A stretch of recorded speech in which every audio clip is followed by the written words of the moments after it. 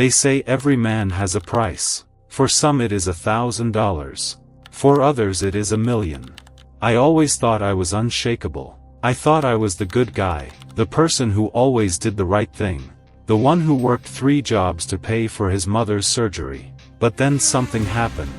In a dark alley behind a luxury hotel, I found a black leather bag, and in that moment, everything changed. My goodness started to disappear, like mist under the sun. I had only 60 seconds to decide. Save my mother's life with stolen money, or lose her while keeping my integrity. I made my choice. I took the bag, and that was when the nightmare began. My name is Leo. I am 24 years old, and I was already carrying the weight of the world. My mother needed a surgery we could not afford. The hospital gave me only 24 hours. I had no money, no options. I was desperate. I was praying for a miracle. Every morning I woke up before sunrise. I worked at a small restaurant. I washed dishes, I cleaned tables, and I served customers who never knew my name. By afternoon I was delivering food across the city. Rain or snow, I kept working. At night I cleaned offices in a tall building downtown. Sometimes I slept for only 3 hours. Then I started all over again. I did not complain, because every dollar had a purpose. Every dollar was for my mother. She was the only family I had left. She used to tell me that everything would be okay, even when she was the one who was sick. One night I sat beside her hospital bed. She looked at me and smiled. She asked if I was tired. I told her I was fine. But I was not fine. I was terrified. The doctor had already warned me. Without the surgery her condition could become dangerous. I looked at the hospital bill that night. The number felt impossible. I had never seen that much money in my entire life. I left the hospital with only one thought. I needed a miracle. But sometimes, the miracle you ask for can become the biggest test of your life. It happened near 5th Avenue. A black car with dark windows was speeding through the street, like someone was chasing it. Suddenly, a heavy leather bag fell from the car. It landed on the wet road. The SUV kept moving. I stopped my motorcycle. I looked around. Nobody came back for it. For a moment I thought about calling the police. I even reached for my phone. Then I looked at the bag again. I thought about my mother. I thought about the hospital. I thought about the deadline. I told myself I would only open it just to find out who it belonged to. I thought I could be the hero. I thought I would return it. But when I opened the bag, I saw something I never expected. It was not clothes. It was stacks of $100 bills, hundreds of them, perfectly organized. My heart stopped. I could not breathe. I looked around the street.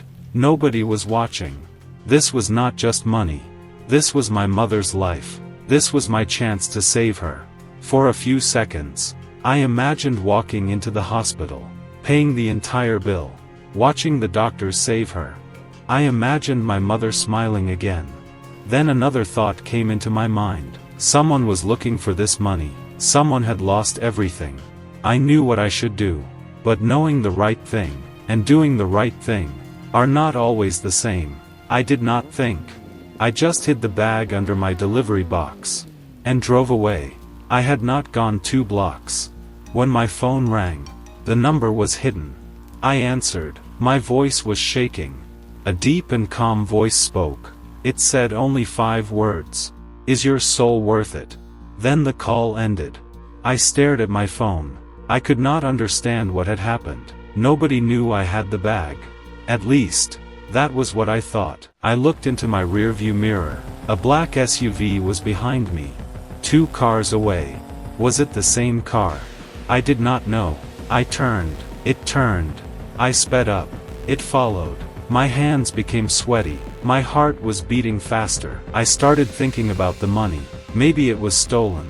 Maybe these people were dangerous. Maybe they were already looking for me. My miracle was starting to feel like a death sentence. I needed somewhere to hide. I entered a small diner. I parked my motorcycle outside. Then I walked inside carrying the bag. I ordered nothing.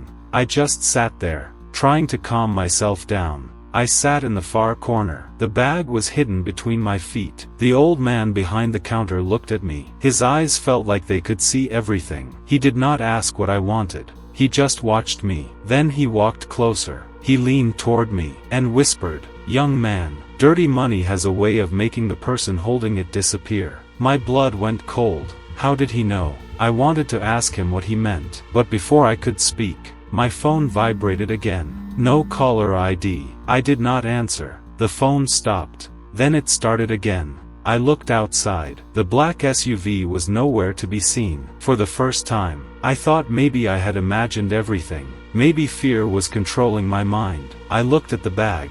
Then I looked back at him. He was already walking away. I looked away for a second. Then I looked back. The old man was gone. The diner was empty. No customers. No sound. It felt like I was losing my mind. I stood up slowly. I looked behind the counter. There was nobody there. I grabbed the bag and left the diner. I drove straight toward the hospital. I told myself I had made my decision. I would pay the bill. I would save my mother, and I would deal with everything else later. I stood at the counter. The bag was in my hand. I was ready to pay. My fingers touched the zipper. Then suddenly, I heard a scream.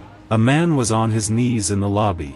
Police officers surrounded him. He was crying, begging them to help him. At first, I thought he was a criminal, but I was wrong. He was a father, and I recognized him. He was the driver of the SUV. He was crying because he had lost the village fund. His entire community had collected their life savings. That money was meant to help a group of orphans. They needed life-saving treatments abroad. 20 children were waiting for that money. 20 children were waiting for a chance to live. I looked down at the bag in my hand. Suddenly, it felt heavier than ever. That money was not dirty. It was their only hope. And I was standing there, ready to trade their future for my mother's life. For a moment, I wanted to run. I wanted to disappear. But then I remembered something my mother once told me. She said that doing something wrong would never make the pain go away. It would only give you another pain to carry. I realized then, a miracle built on someone else's tragedy is just a curse in disguise. I walked toward the man. I placed the bag on the floor in front of him. He looked at me. He could not believe what he was seeing. Every single dollar was still inside. I had returned everything. I felt lighter, but completely broken. I had lost my chance. I went to my mother's room. I was ready to tell her I had failed. The nurse stopped me. She smiled. "The surgery is already scheduled," she continued. An anonymous donor paid the entire balance. For a few seconds, I could not speak. I asked who the donor was. She told me she did not know. Then I learned the truth. The man I helped was not just a father. He was the leader of a huge charity foundation. He had spent years helping children around the world. When he learned what I had done, he wanted to help me too. The universe does not always give you what you want. Sometimes it gives you what you need to grow. I thought I needed that money, but what I really needed was to discover who I wanted to become. If you found that bag, what would you do? What would your price be? Tell me your honest answer in the comments. And if you believe that doing the right thing always comes back to you, subscribe to Amir Tales. Until the next story.